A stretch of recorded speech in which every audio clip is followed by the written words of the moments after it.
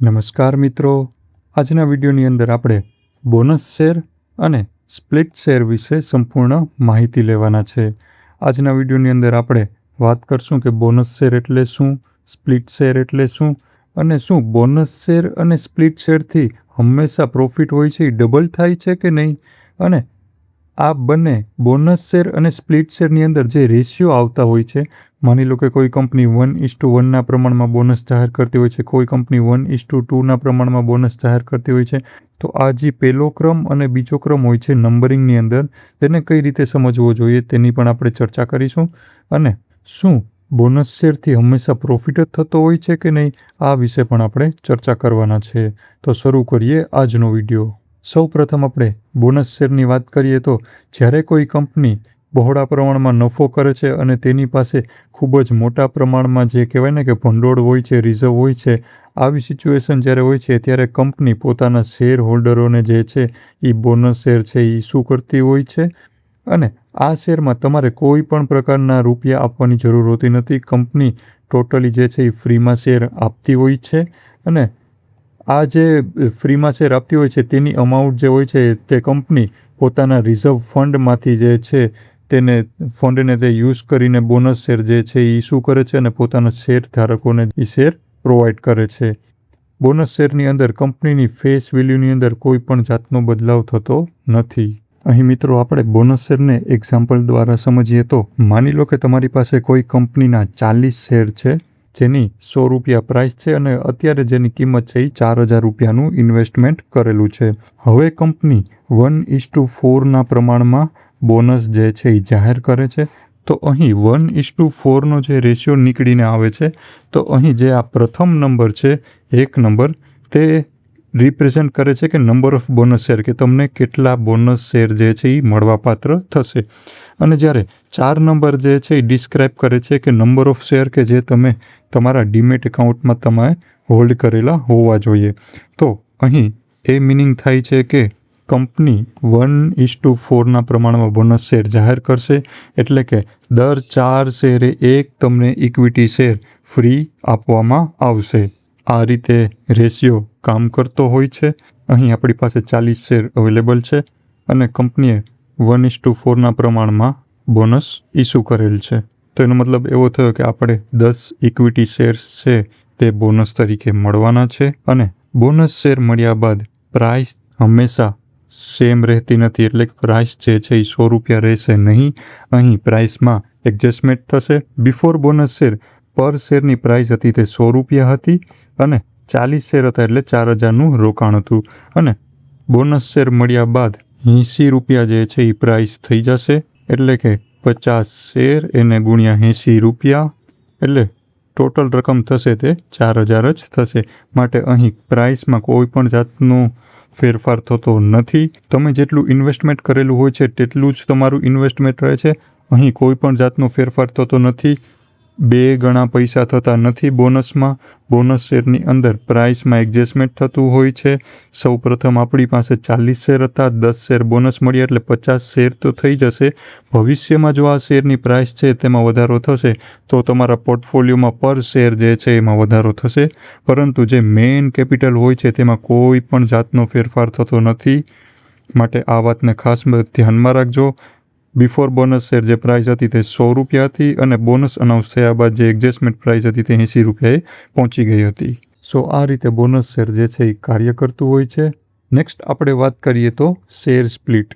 અહીં તમે ઇમેજમાં પણ જોઈ શકો છો કે શેર સ્પ્લિટ જે છે એ કઈ રીતે કાર્ય કરે છે. બેસિક અન્ડરસ્ટેન્ડિંગ છે કે તમે ઇમેજને જોશો એટલે તમને લમસમ આઈડિયા તો આવી જ જશે.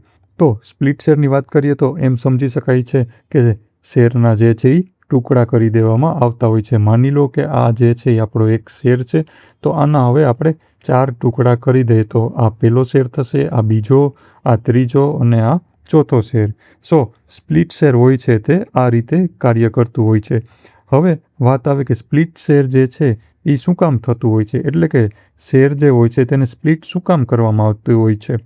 જ્યારે કોઈ કંપનીના શેરની કિંમત ખૂબ જ વધી જતી હોય છે અને તેવા કારણોની અંદર જે ઇન્વેસ્ટર હોય છે તે પર્ટિક્યુલર શેરને ખરીદી શકતા નથી, માટે શેરનું સ્પ્લિટ કરી દેવામાં આવે છે અને સ્પ્લિટ કરવાથી જે શેરની કિંમત હોય છે તે અડધી થતી જોવા મળે છે. અને આ પ્રોસેસ થવાના કારણે જે માર્કેટમાં જે છે એ લિક્વિડિટીમાં પણ વધારો થતો જોવા મળતો હોય છે. સપોઝ કે બિફોર સ્પ્લિટ કોઈ શેરની સંખ્યા માર્કેટની અંદર 1000 જેટલી છે, તો આફ્ટર સ્પ્લિટ એ શેરની સંખ્યા 2000 જેટલી થઈ જશે.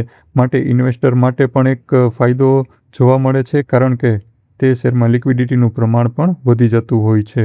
તો સ્પ્લિટ શેરમાં શું થાય છે? શેરની સંખ્યામાં વધારો થાય છે, પરંતુ અહીં ખાસ મિત્રો વાત યાદ રાખજો કે શેરની જે ફેસ વેલ્યુ હોય છે તે ઘટી જતી હોય છે. અહીં સ્પ્લિટ શેરની અંદર કંપનીના કોઈ પણ રિઝર્વનો ઉપયોગ કરવામાં આવતો નથી. કંપનીના કોઈ પણ પ્રકારના ફંડનો ઉપયોગ કરવામાં આવતો નથી. ત્યારબાદ આપણે સ્પ્લિટ શેરને જે છે એ એક્ઝામ્પલ દ્વારા સમજીએ તો માની લો કે તમારી પાસે કોઈ કંપનીના 40 શેર છે, જેનો અત્યારે ભાવ 4000 રૂપિયા ચાલી રહ્યો છે. હવે કંપની 4:1ના પ્રમાણમાં શેર જે છે એ સ્પ્લિટ કરવાનું જાહેર કરે છે. તો આવા સંજોગોમાં શું થશે કે તો અહીં જે 4 નંબર જે છે એ કેને રિપ્રેઝેન્ટ કરે છે? ન્યૂ શેરને રિપ્રેઝેન્ટ કરે છે. અને જ્યારે જે સેકન્ડ જે 1 નંબર જે છે આપેલો તે કેને રિપ્રેઝેન્ટ કરે છે? તો કે એ રિપ્રેઝેન્ટ કરે છે નંબર ઓફ ઇક્વિટી શેર જે તમે તમારા ડીમેટ એકાઉન્ટની અંદર હોલ્ડ કરેલા છે. જે તમારા શેર તમે તેને ઓન કરો છો તે શેર. માટે અહીં સ્પ્લિટ શેરનું આપણે કેલ્ક્યુલેશન કરીએ તો બિફોર સ્પ્લિટ શેર તમારી પાસે 40 શેર હતા. કંપનીએ 4:1ના પ્રમાણમાં જે છે એ શેરનું સ્પ્લિટ કર્યું. એનો મતલબ એવો થયો કે દર એક શેરે કંપની તમને 4 નવા શેર આપશે. માટે ટોટલ હવે તમારી પાસે 5 ઇક્વિટી શેર થઈ જશે. તો સ્પ્લિટ શેરનું જો ડાયરેક્ટ આપણે ગુણાકાર કરીએ તો કેમ થશે? તો કે 40 × 4 માટે ટોટલ જે ઇક્વિટી શેર થશે તે 160 થશે. પરંતુ આ રીતે કેલ્ક્યુલેશન ખોટું છે. જો આપણે ટોટલ સ્પ્લિટ શેર્સની વાત કરીએ કે આપણે કેટલા મળ્યા, તો તે માત્ર 120 જ મળશે, કારણ કે 40 શેર તો આપણી પાસે ઓલરેડી ડીમેટ એકાઉન્ટમાં હતા. માટે 160માંથી આપણે 40 બાદ કરીએ એટલે જે 120 શેર વધે છે તે સ્પ્લિટ શેર કહેવાય. તો આફ્ટર સ્પ્લિટ શેર આપણી પાસે ટોટલ જે છે 160 શેર થઈ જશે. પરંતુ જે શેરની પ્રાઇસ છે અહીં પણ તેમાં એડજસ્ટમેન્ટ થતું જોવા મળે છે. બિફોર સ્પ્લિટ શેર જે શેરની કિંમત હતી તે 100 રૂપિયા હતી. આફ્ટર સ્પ્લિટ થઈને તે શેરની જે એડજસ્ટમેન્ટ પ્રાઇસ છે તે 25 રૂપિયાએ પહોંચી ગઈ છે. તો મિત્રો હવે આપણે એક ફાઇનલ ટેબલમાં જો આપણે સ્પ્લિટ શેર અને બોનસ શેરનું કમ્પેરિઝન કરીએ તો સૌપ્રથમ જો આપણે મિનિંગ જોઈએ તો મિનિંગ શું થાય છે? તો કે બોનસ શેરની અંદર આપણે ફ્રી શેર જે છે એ મળતા હોય છે. પરંતુ સ્પ્લિટ શેરની અંદર શું થાય છે? જે એક્ઝિસ્ટિંગ શેર હોય છે તેના કટકા થતા જોવા મળે છે. ત્યારબાદ આવે છે કે કંપની જે છે એ સોર્સમાં શું યુઝ કરે છે? તો કે બોનસની અંદર જે છે એ કંપની પોતાના જે રિઝર્વ પૈસા હોય છે તેને યુઝ કરે છે. અને શેર સ્પ્લિટની અંદર તે પોતાના રિઝર્વ હોય છે તેને યુઝ કરતી નથી. અહીં જે છે એ ફેસ વેલ્યુમાં ફેરફાર થતો જોવા મળે છે. ત્યારબાદ શું બોનસ શેરની અંદર ફેસ વેલ્યુમાં ફેરફાર થાય છે? તો કે ના, બોનસ શેરની અંદર ફેસ વેલ્યુમાં ફેરફાર થતો નથી, તે સેમ જ રહે છે. અને સ્પ્લિટ શેરની અંદર જે છે એ ફેસ વેલ્યુ જે હોય છે તેમાં ઘટાડો થતો જોવા મળે છે. ત્યારબાદ આવે છે પર્પઝ. બોનસ શેરની અંદર કંપની જે છે એ પોતાના રિઝર્વ જે હોય છે, પ્રોફિટ હોય છે તે શેર હોલ્ડર્સને આપે છે. અને સ્પ્લિટ શેરની અંદર શું કરવામાં આવે છે? તો કે શેરની પ્રાઇસ રિડ્યુસ કરવા માટે અને નંબર ઓફ ઇક્વિટી શેર્સની સંખ્યા વધારવા માટે સ્પ્લિટ શેર લઈને આવવામાં આવે છે. એટલે કે લિક્વિડિટી વધારવા માટે શેરનું સ્પ્લિટ કરવામાં આવે છે. આમ કરવાથી કંપનીના શેર ઉપર શું ઇમ્પેક્ટ થાય છે? તો બોનસ શેરની અંદર નંબર ઓફ શેર જે હોય છે તે ઇન્ક્રીઝ થતા હોય છે અને શેર સ્પ્લિટની અંદર પણ શેરની સંખ્યામાં વધારો થતો જોવા મળે છે. ત્યારબાદ જે છે એ અહીં બોનસ શેર અને સ્પ્લિટ શેરની અંદર બંનેની જે પ્રાઇસ હોય છે તેમાં ઘટાડો થતો જોવા મળે છે. બોનસ શેર અને શેર સ્પ્લિટથી કંપનીના રિઝર્વમાં શું ફેરફાર થાય છે? તો કે બોનસ શેરની અંદર કંપનીના જે રિઝર્વ હોય છે તે ઘટી જાય છે અને તેનું કન્વર્ટ જે છે ઇક્વિટીમાં થઈ જાય છે. પરંતુ અહીં કોઈ પણ જાતનો ફેરફાર થતો નથી. અને એટ ધી એન્ડ જે મેઇન જે પ્રશ્ન આવે છે કે શું પ્રોફિટ થતો હોય છે બોનસ શેરથી, તો એવું કંઈ હોતું નથી.